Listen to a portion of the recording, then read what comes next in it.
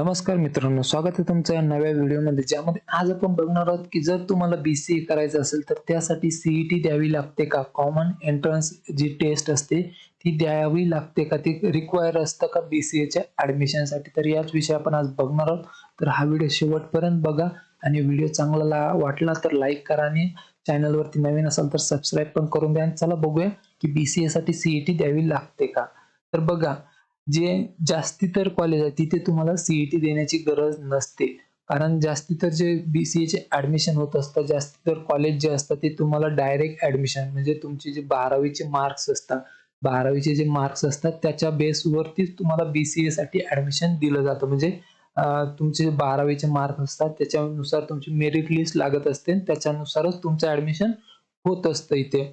बघा, पण कधी-कधी काय होतं की बरेचसे जे काही कॉलेज असतात, जर तुम्ही टॉप कॉलेजमध्ये जर अप्लाय करत असाल, एखादं टॉप कॉलेज असेल चांगल्या ठिकाणी, जसं पुण्यातले काही कॉलेजेस आहे, मुंबईतले कॉलेजेस आहे, तर तिथे काय होतं की जे टॉप कॉलेजमध्ये तुमचे 12वीचे कट ऑफ जो असतो तो खूप हाय जात असतो. म्हणजे तिथे ज्यांना 12वी सगळ्यात जास्ती मार्क आहे, तर तिथे तुमचं सिलेक्शन होणं थोडं अवघड असतं. ज्यांना जास्ती मार्क आहे त्यांचंच ॲडमिशन होत असतं. तर ते एक तुम्हाला चेक करून घ्यायचं की त्याचा कट ऑफ वगैरे कसा असतो.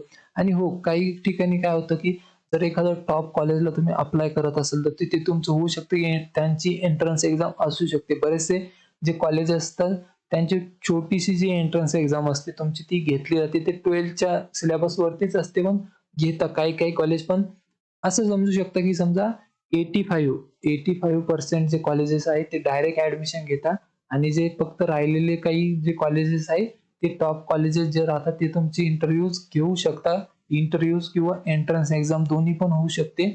त्यानंतर बघा, जसं की मी सांगितलं की जास्ती तर कॉलेज जे आहेत डायरेक्टली तुमचे 12वीचे मार्क घेत असतात. त्यामुळे तुम्हाला CET देण्याची काही गरज नसते. जो आपला व्हिडिओचा आजचा टॉपिक होता की तुम्हाला CET द्यावी लागते का BCA साठी? तर त्याचा ॲन्सर आहे नो. तुम्हाला काहीही गरज नाही.